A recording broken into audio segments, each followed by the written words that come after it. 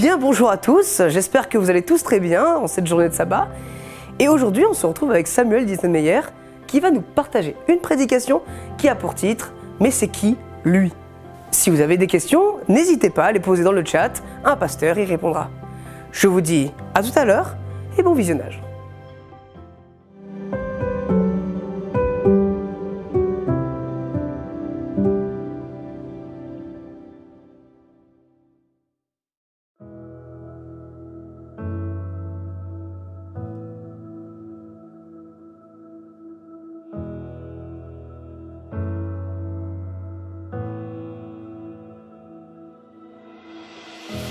Je ne sais pas de quoi demain sera fait,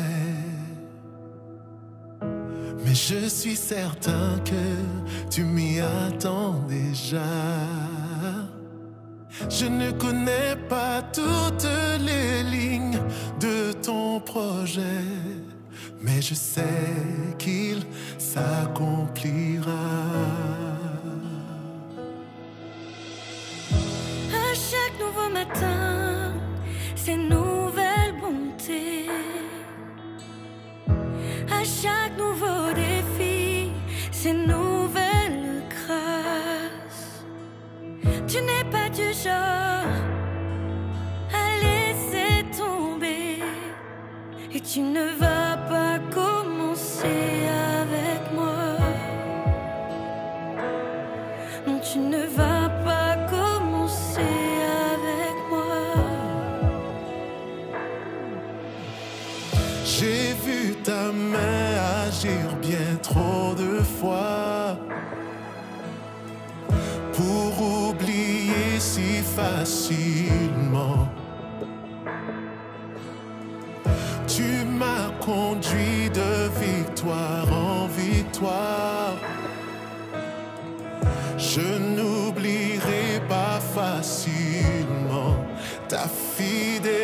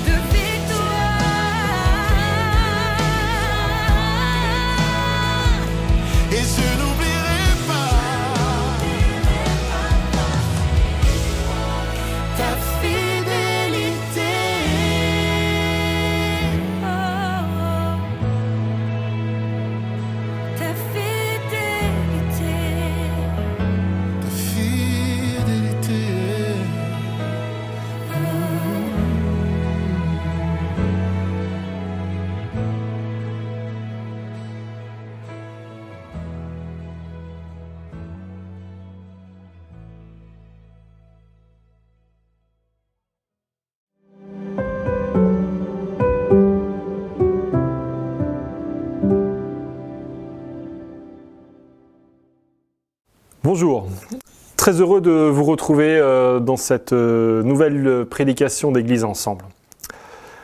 L'Église adventiste se caractérise par l'attente du retour de Jésus. Et dernièrement, j'entendais quelqu'un qui me disait « Oui, mais c'est bien beau, mais c'est qui Jésus? En fait, c'est qui lui? On attend quelqu'un, mais c'est qui ?» Et ça me fait réfléchir sur comment on appelle quelqu'un. Par exemple, moi, on peut m'appeler Samuel, papa, Sam, parfois monsieur le pasteur. C'est toujours la même personne. En fait, la manière d'appeler quelqu'un indique quelque chose de la relation qu'on a avec cette personne. Et dans le texte de Matthieu 27, à partir des versets 45 à 54, on a, au moment de ce récit de la mort de Jésus, une question, une interrogation, c'est « Qui est Jésus ?» Et je vous lis le texte. « Depuis la 6e heure jusqu'à la 9e heure, il y eut des ténèbres sur toute la terre. Et vers la 9e heure, Jésus cria « Élie, Élie, lema sabachthani », c'est-à-dire « Mon Dieu, pourquoi m'as-tu abandonné ?» Quelques-uns de ceux qui étaient là l'entendirent. Ils disaient « En voilà un qui s'appelle Élie. » qui appelle Élie. Aussitôt, l'un d'eux courut prendre une éponge qu'il remplit de vin aigre et la fixa à un roseau pour lui donner à boire. Mais les autres dirent « Laisse-le, voyons si Élie va venir le sauver. » Jésus poussa encore un grand cri et rendit l'esprit. Alors le voile du sanctuaire se déchira en deux, d'en haut jusqu'en bas. La terre trembla, les rochers se fendirent, les tombeaux s'ouvrirent et les corps de beaucoup de saints endormis se réveillèrent. Sortis des tombeaux après son réveil, ils entrèrent dans la ville sainte et se manifestèrent à beaucoup de gens. Voyant le tremblement de terre et ceux qui venaient d'arriver, le centurion et ceux qui étaient avec lui pour garder Jésus lui furent saisis d'une grande crainte et dirent « Celui-ci était vraiment Fils de Dieu. » Cette affirmation finale, « Celui-ci était vraiment Fils de Dieu », en fait, répond quelque part au contexte de cette mort, qui nous pose la question de qui est Jésus.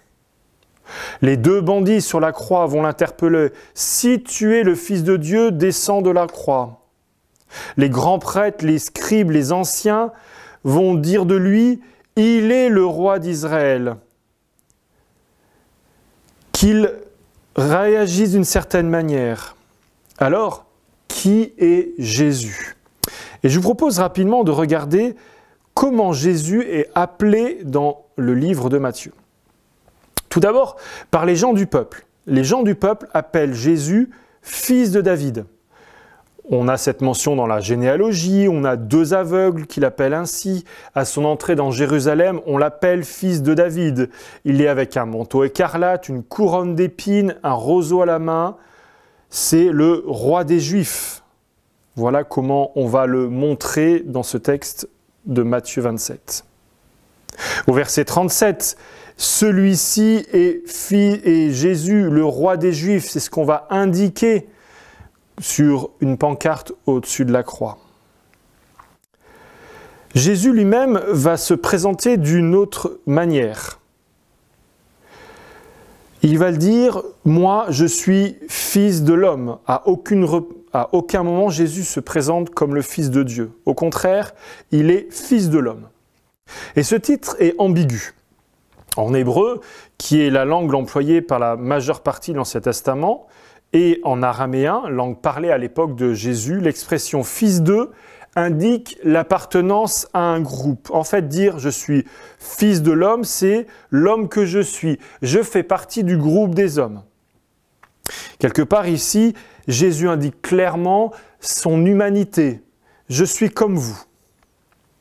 Mais dans Daniel 7, les versets 13 à 14, on nous mentionne un fils de l'homme qui reçoit la souveraineté et la gloire. Et ce passage est souvent interprété comme une prophétie messianique, désignant un personnage divin qui va établir un règne éternel. Une ambiguïté qui laisse planer le doute sur qui est Jésus. En fait, c'est très rare que Jésus soit appelé Fils de Dieu. Il est appelé « mon fils bien-aimé » par le Père lors du baptême et de la transfiguration. Il est appelé fils de Dieu par Satan, le tentateur, quand il est dans le désert, par les démoniaques gadaréniens. Quand Jésus va marcher sur l'eau dans Matthieu 14, ceux qui étaient dans la barque vont se prosterner devant lui et vont dire « Tu es véritablement le Fils de Dieu ». Pierre, dans Matthieu 16, va dire « Tu es le Christ, le Fils du Dieu vivant ». Et Jésus lui dira d'ailleurs « C'est mon Père qui est dans les cieux qui t'a révélé cela ». Le grand prêtre, « Je t'adjure par le Dieu vivant de nous dire si c'est toi qui es le Christ, le Fils de Dieu. » Jésus lui répondit « C'est toi qui l'as dit, mais je vous le dis. Désormais vous verrez le Fils de l'homme assis à la droite de la puissance et venant sur les nuées du ciel. » Ici, Jésus va donc à nouveau jouer sur cette ambiguïté. Est-ce que tu es fils de Dieu? Non. Enfin, tu l'as dit, c'est pas moi. Moi, je suis fils de l'homme, en faisant référence de nouveau à ce texte de Daniel 7. Et puis enfin, lors de la crucifixion, le centenier et ceux qui sont avec lui vont à dire « celui-ci est vraiment fils de Dieu ». Et on peut noter d'ailleurs un contraste énorme entre la scène, entre ce qu'ils voient et ce qu'ils disent. Quand on regarde le texte, on a une atmosphère pesante, sombre, les ténèbres. La mort de Jésus qui est seul, il est là au centre. À plusieurs reprises, le texte nous montre que c'est lui, celui-ci. Tous les regards sont fixés sur lui. Il crie. Il y a même un grand cri et il meurt. Et devant cette mort, on voit apparaître deux groupes de personnes avec deux réactions différentes. D'un côté, il y a ceux qui sont dans l'incompréhension, qui ne comprennent pas ce qui est en train de se passer. Et puis, il y a ceux qui reconnaissent Jésus comme Fils de Dieu. Ce texte vient donc me poser la question: qui est Jésus? Comment est-ce que je vais reconnaître Jésus? Comment est-ce que je vais l'appeler? Et ici encore plus, c'est comment reconnaître Jésus comme le Fils de Dieu dans sa mort. Ici, Jésus va au bout de son humanité. Il va au bout de ce qui fait de lui Fils de l'homme. Mais dans une ambiguïté qui montre aussi ce projet que Dieu a envers l'humanité. Ce projet d'un rétablissement d'un royaume. Alors on pourrait dire, oui, mais il y a des signes extraordinaires. Le voile du temple déchiré, la terre qui tremble, qui est secouée, les rochers, les résurrections. Mais quand on regarde le texte biblique, le centurion, ses compagnons, ne voient pas tout ça. Le rédacteur nous raconte ce qui s'est passé. Ça nous conforte, nous, en tant que lecteurs, de nous dire oui, il y a tellement eu des choses extraordinaires que cette personne-là, cet homme-là, est unique, particulier. Ce qui va faire basculer le centurion, ses compagnons, c'est au verset 24. Voyant le tremblement de terre et ce qui venait d'arriver.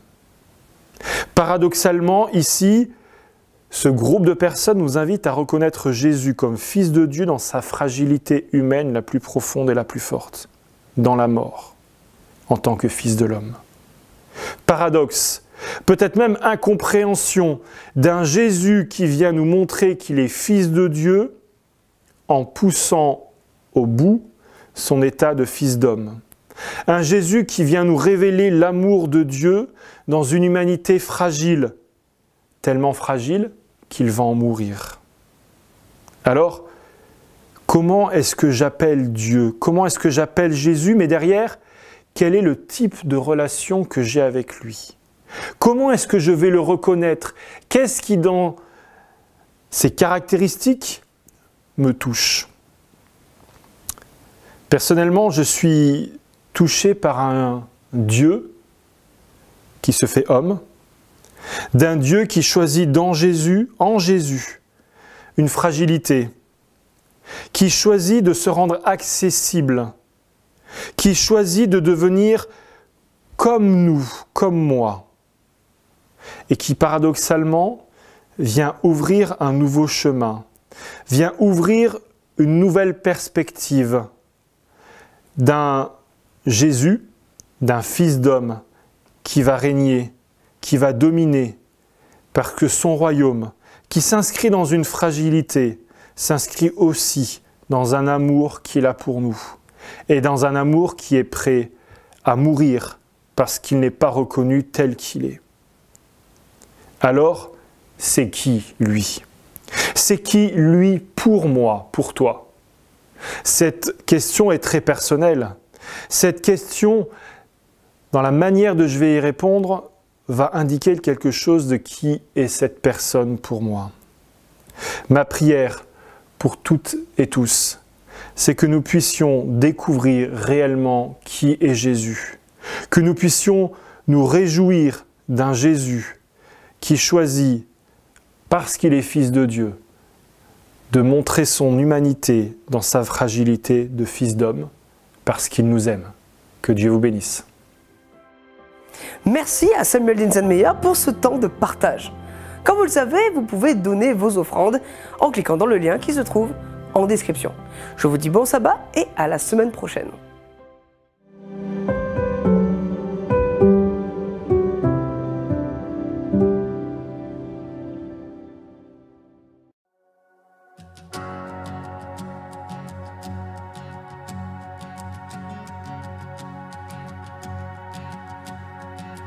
Qui suis-je pour que le roi des cieux m'ouvre ses bras? Perdu mais trouvé par sa grâce, son amour pour moi, son amour pour moi. Il m'a libéré, ma dette est payée, je suis enfant. Je suis à lui.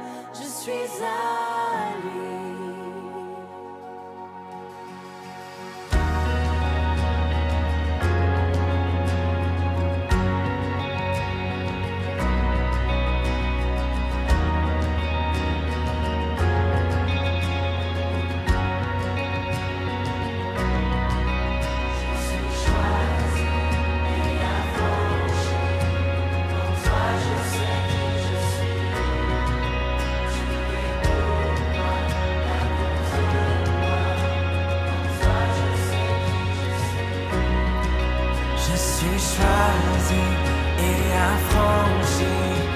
En toi je sais qui je suis. Tu es pour moi, pas contre moi. En toi je sais qui je suis. Je suis choisi et affranchi. En toi je sais qui je suis. Tu es pour moi, pas contre moi.